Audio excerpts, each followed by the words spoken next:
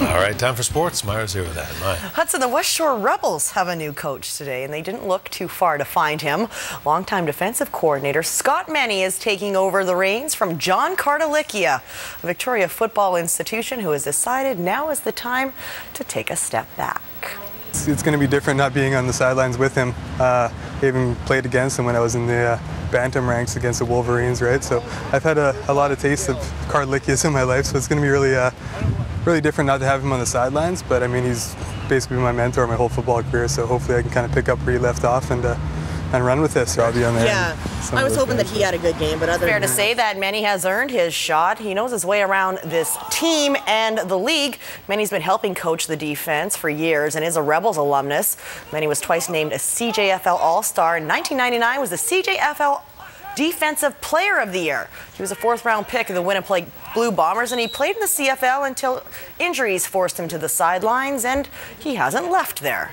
Right. I mean, I think when my career was done with me, I knew that I had to stay involved in football, and you know, stepping up with the Rebels that year after I stopped playing was huge and gave me a good taste of it, and never really looked back after that. Right. I'm kind of hooked, so we'll see. 2013 will be a good one for sure. You guys have the tools. You were just about there this season. We do, right? I mean, I looked at the roster when I was deciding to take this, and we got a lot of guys that in their fourth and fifth years that should be coming back and are almost committed, right? So if we can just get those other little tools in place, I think we can make a run at this for sure.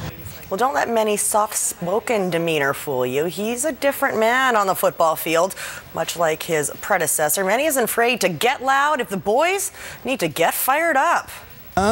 Catch me right now and not, but catch me on the sidelines generally. Yep, I can be that loud, aggressive guy and in the change room, right? So I'm kind of a Dr.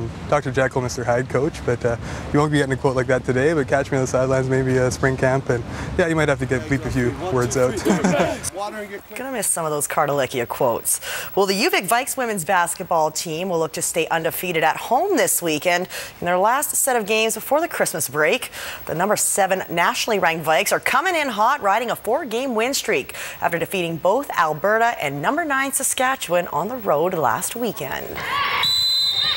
This is a very pregnant and intense head coach, Danny Sinclair, making sure the girls are in tip-top condition at last night's practice. Now she's hoping that Junior doesn't arrive before the due date of December 6th. Instead, all she wants for Christmas is for the Vikes to better their 6-2 overall record. But they're going to be in tough, facing the Lethbridge Pronghorns Friday night and the Calgary Dinos Saturday. Both teams who like to match the Vikes run and gun style of game. We need to figure out a way to keep our running game alive, but be able to stop theirs. What you're saying is people should come down here this weekend to see some very exciting basketball. Yeah, it's going to be up and down for sure. Lethbridge, they've upset some teams this year, and they have some good size, which always poses us some problems. And then Calgary is undefeated. They're 8-0 and number 1 in their conference. They play at a very high tempo and they're very aggressive. They cause a lot of turnovers, so we're going to have to focus on taking care of the ball against them. And tasked with that tall order will be 5th-year veteran Debbie Yaboa and 3rd-year point guard Cassandra Goodis. Goodis is leading the Vikes with defensive rebounds, averaging 5.8 per game and a couple of steals. Type of girl who doesn't let other teams walk into her building and play without putting up a fight. We always talk about pride when other teams come into our gym. Like, don't just let them come in here and like walk on us. Like, we like to kind of set a precedent. Like, you're in our gym, so you have to play us in our gym, and it's tough. Well, the popular Ryder Hedgedale Tour de Victoria cycling event is moving months. So grab those 2013 calendars and flip to the month of September. The 3rd annual Tour de Victoria will take place on Sunday, September 22nd, rather than late June as it was last year. The September date will allow riders the summer months to train and the opportunity for Ryder to actually come back home and participate in his event. He missed 2012 to recover from the Giro d'Italia victory and prepare for the Olympics. Registration is now open online at tourdevictoria.com.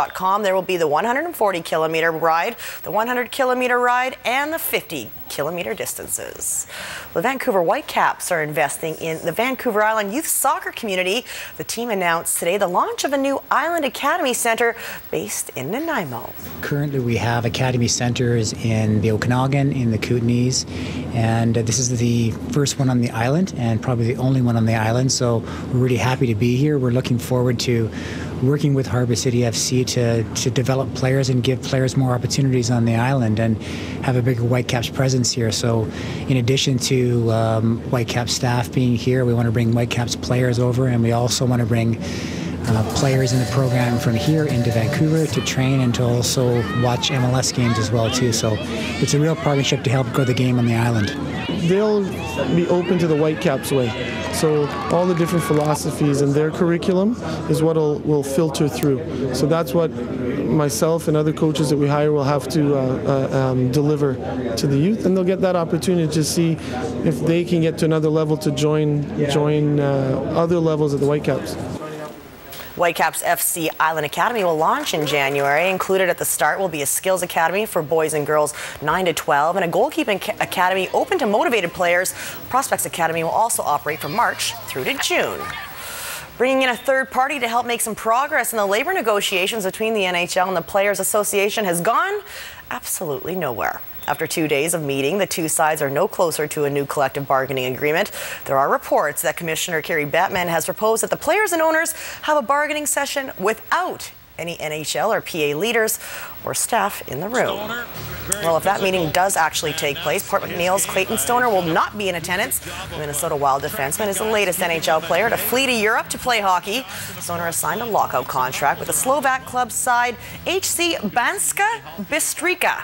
He had 5 points in 62 penalty minutes in 51 games with the Wild last season. So day by day, they all keep leaving to Europe. So not Makes you looking think they know something. Yeah, or know that nothing's going on. So. Yeah, it's a shame. Very much is a shame. All right, man, thank you. We'll see you soon.